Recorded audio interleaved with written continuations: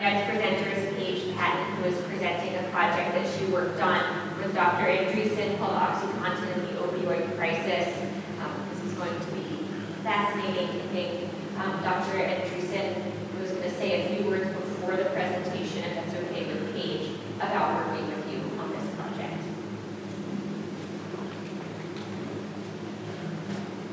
Okay. Well, this was actually like a year-long project, so it was very exciting, and we looked at, or she looked at, and reported back to me, several different parts of this. So there's basically 3 big parts, and so it was just a really fascinating project. But I guess I'll just say, make it quick. You know, one of the things that's most exciting is just thinking about, for the future, trying to prevent something like this from happening again. So she looked at Germany and how they averted a crisis that could have happened in the EU. And then also just sort of in the future, this is our second opioid epidemic that was large scale and affected many people. So thinking about how something like this we can learn and hopefully prevent the third. So it was a really exciting project, and I was really happy that you chose me to be part of it. So thank you, and I look forward to it. Yeah, without further ado, I'll turn things over to Paige. I'm really looking forward to this presentation. Thank you.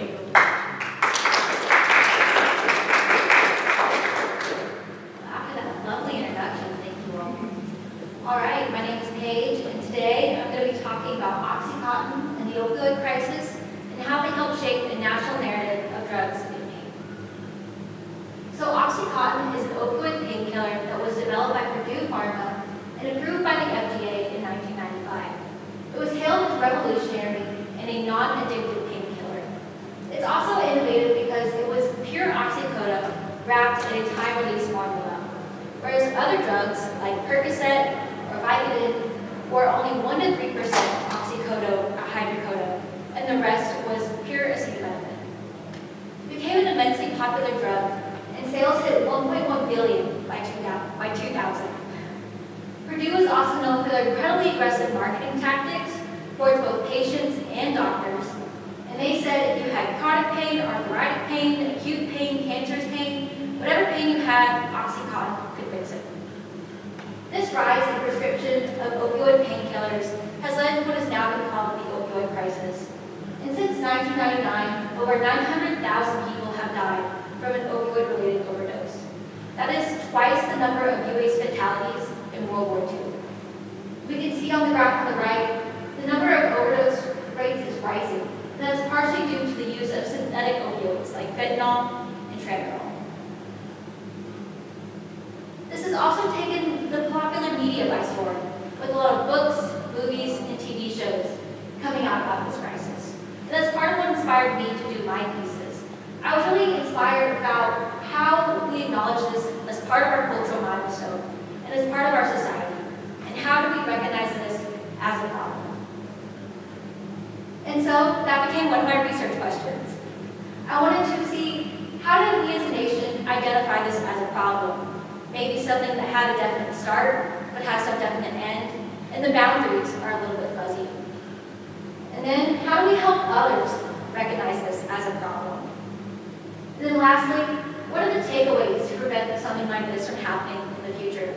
This last point is especially important, again, as we see rises in overdoses from synthetic opioids like fentanyl and tramadol. As part of my methodology, I looked at the national conversation that was happening in our legislature. From sort of the beginning of Congress, they would produce records of every conversation that was happening in session. It used to be that you had to request them from their library, but now they have them all on their website. You can go in and search their database. So that's what I did. I went in and searched their database for the word OxyContin, and I found 167 records ranging from 2001 to 2022 that mention the word OxyContin. And as I went through them, I found different patterns, trends, and ways that they discuss this word and the rising problem with opioid painkillers. Here are one of the trends I found. Some representatives from some states definitely spoke more than others, if you want to put it that way. Massachusetts, the representatives from Massachusetts definitely spoke the most, with 19 mentions across the records. And then it was Ohio, Virginia, and New Hampshire. This is notable because these were the states that have been hit hardest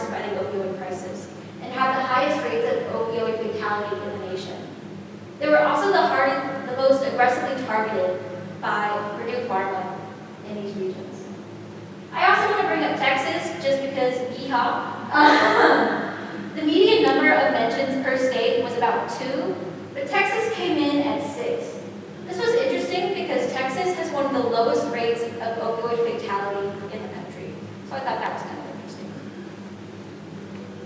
One of the main persuasive strategies that people used in these records to talk about this problem was something called an empathy story. And an empathy story has 3 main parts. First, the subject of the story is often a true innocent victim. Maybe they're an all-American teenager or a dedicated parent. And they often become addicted through very unassuming means. Maybe they have a chronic pain or some unexpected injury, or they go to the doctor, they have surgery, and their doctor prescribes them opioid painkillers. Slowly, their drug use will escalate. Maybe they might isolate themselves from their family. Maybe they might be engaged in other illicit drugs. Maybe they might start to engage in illegal activity. And at the height of their drug use, they might heroically recover, or they might succumb to their addiction and overdose. The point of these stories is to show that this is an everyman problem, and it's not isolated to one specific social group. The subject of these stories can be your mom, your dad, your sister, your brother, your daughter, your son. It is not isolated to just one group of people. There. But for some people, the everyman story doesn't work. And that was the case for some of the people in Congress. Rush Limbaugh had a very public issue with OxyContin, and he was brought up by some of the Republican members in Congress. And they said, hey, you know, Rush Limbaugh has this issue, he's a celebrity, he is someone of influence that I look up to. And it's like, if he has this issue with OxyContin, what's to say that I can't have this issue with OxyContin? And so his story really helped some of the people in Congress recognize that this was a problem that could affect them and their communities, where the everyman story didn't quite work. So now that this problem was recognized, there needed to be some changing of perspectives. And one was that when we think about addiction and we think about drug use, we often think of people going out of their way to find illicit drugs or intentionally misusing what their doctors prescribe them. But in the case of OxyContin, patients were using what their doctor prescribed them. It was just that it was an addictive drug. And doctors were especially targeted by the sales reps of Purdue Pharma. There were ads in medical journals, there were salesmen going directly to doctors, and sometimes doctors were taken on paid vacations brought to you by Purdue Pharma. And when patients showed signs of addiction or withdrawal, doctors were told to titrate up the dose, which means when patients showed signs of addiction or withdrawal, doctors were told to give them more, which only perpetuated the cycle of use and abuse. That kind of flows into this next point, which again, when we think about addiction and drug use, we think about people going out of their way to find illicit drugs from a street dealer or something like that. But in the case of OxyContin and opioid painkillers, the drugs came from doctors and salesmen in suits and people that we trusted. And so this led to a lot of different legislation, like prescription monitoring programs and the shutting down of pill mills, which is where doctors would pump out a bunch of prescriptions and rake in a bunch of money without really any regard for the patient's best interest. One of the last perspectives that changed was the idea that this was a nationwide problem. In past drug epidemics, they might have been isolated to just urban areas or just rural areas. But for the first time, we were seeing variation across state lines. You know, OxyContin was penetrating blue-collar neighborhoods and suburban areas and rural areas and urban areas. And so congresspeople and people in their communities really had to face the effects of drug addiction head-on and see how do we address that in our communities where we hadn't seen it before. So now that we can kind of acknowledge this as a problem, we need to think about how we're going to move forward out of this. And there are 4 kind of main things that we need to think about. First is the historical acknowledgement of drugs in this country. You know, this is not the first time the United States population has had a difficulty with opioids, nor is it the first time that certain segments of the population have had issues with drugs. We need to acknowledge this as part of our history, and it can inform us as we move forward. We can also look at international views. Countries like Germany and Portugal have radically different views on drugs than the United States does. And in their approaches to pain, a lot of times they consider opioid painkillers as a drug of last resort, and they look at alternative methods to pain before resorting to high-powered drugs.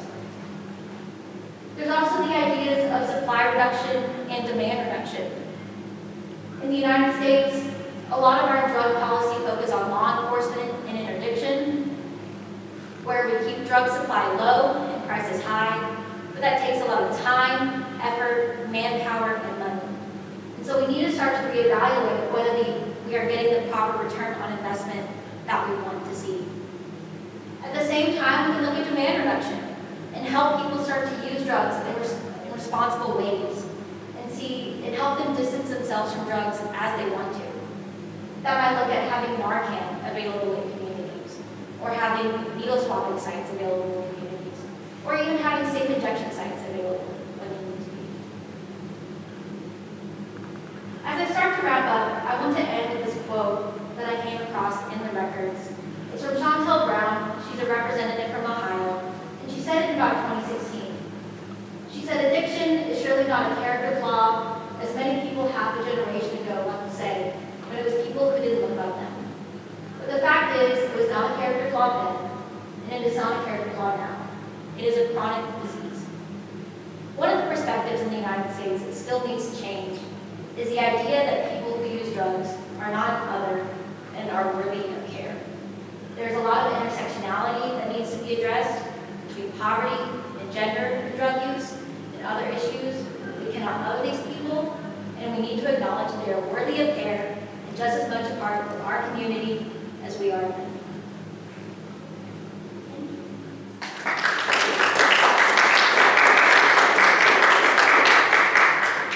Thank you so much, Paige. Are there questions about Paige's thesis? Okay, Professor Andreessen. I'll just ask one question because I have to go in a second. Speaking of demand reduction, I have my kids and all these after-school activities. But when you mentioned demand reduction, you mentioned some sort of radical stuff. Are there more pragmatic things that I can tell my mom about without her being like, oh, you know, I don't want tax money going to support safe injection routes? What are other forms of demand reduction? Oh, wait, I put you on the spot. You kind of did, thank you. Yeah. Well, I mean, first of all, harm reduction is not like a revolutionary idea. It kind of came up during the AIDS crisis, especially when people were getting HIV from needle swapping. I mean, but even, you know, having condoms available for safe sex practices is a harm reduction in a way. So, thank you for putting me on the spot for radical drug approaches. I didn't mean to say that. I just say demand reduction can also be like after-school activities. Oh, well, yeah, there you go. And just having supportive community structures really is what it's all about. So, yeah, thank you. Every good question. Yeah, so I was going to say, I really like the graphics and pictures you have in this argument. So I was interested to see those city signs or the number of overdoses and deaths. We're able to see that if you investigate anything about that particular, you know, what city's happening, so you know when they started to care about that. That's a great question. These ones I know are from Maryland, Baltimore obviously, and then Frederick County I believe is in Maryland.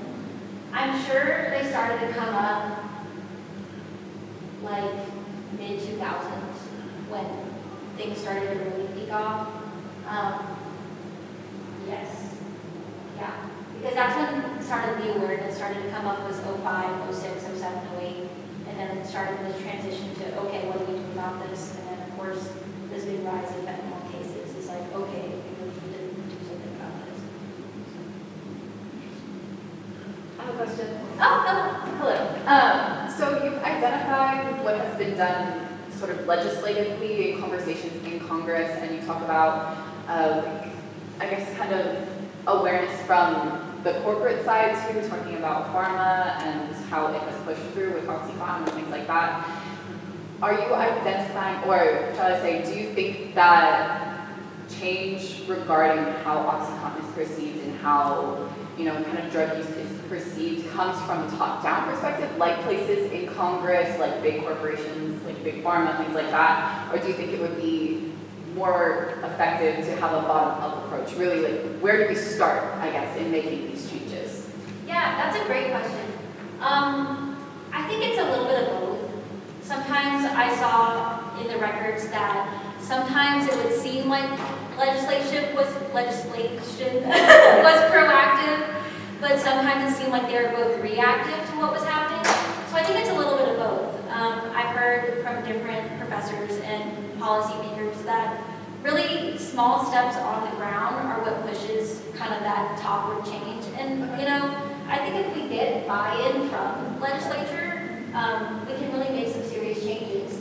You know, there is the Texas Harm Reduction Alliance trying to work on needle swapping and safe injection sites in Texas, but it's illegal to possess drug paraphernalia in Texas, so you can't operate programs like that. So I really think it's a back and forth that needs a lot of work. So what did Germany or European Union do to avoid the problem? Well, they didn't let the drug hit, quite simply. This was around the late 90s, early 2000s, and there was a big push from the people at Purdue to try to get into Germany, because if you get into Germany, you get into the rest of the EU, basically.